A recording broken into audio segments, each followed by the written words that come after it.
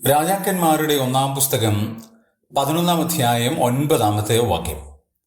തനിക്ക് 2 പ്രാവശ്യം പ്രത്യക്ഷനാകുകയും അന്യദേവന്മാരെ ചെന്ന് സേവിക്കരുതെന്ന കാര്യത്തെക്കുറിച്ച് തന്നോട് കൽപ്പിക്കുകയും ചെയ്തിരുന്ന ഇസ്രായേലിന്റെ ദൈവമായ യഹോവയെ വിട്ട് ശലോമോൻ തന്റെ ഹൃദയം തിരിക്കുകയും.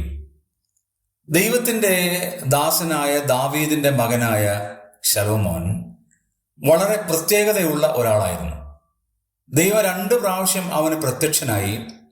ദൈവം ജ്ഞാനം അവന് നൽകി, കൽപ്പനകൾ നൽകി, അന്യദേവന്മാരുടെ അരികിലേക്ക് പോകരുത് എന്നൊക്കെ പറഞ്ഞു.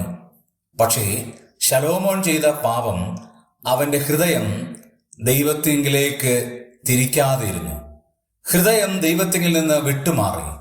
ഇത് എല്ലാവർക്കും സംഭവിക്കുന്ന ഒരു പരാജയമായി വരാറുണ്ട്. ജീവനുള്ള ദൈവത്തിങ്കിൽ നിന്ന് നമ്മുടെ ഹൃദയം വിട്ട് മറ്റ് പലതിലേക്കും ചിന്ത പോകുക. 33-ാം വാക്യത്തിലേക്ക് വരുമ്പോൾ കാണാൻ കഴിയും, സീദോന്യ ദേവിയായ അസ്തരോത്തിനെയും മോവാബ്യ ദേവനായ കെമോഷിനെയും അമോന്യ ദേവനായ മിൽക്കാമിനെയും നമസ്കരിച്ച് ദൈവത്തിന്റെ വഴിയിൽ നിന്ന് മാറിക്കടന്നുപോയി. എത്ര ദാരുണമായ ഒരു പ്രവൃത്തിയാണ് ശലോമോൻ ചെയ്തത്. ഹൃദയം ദൈവത്തിൽ നിന്ന് അകറ്റി.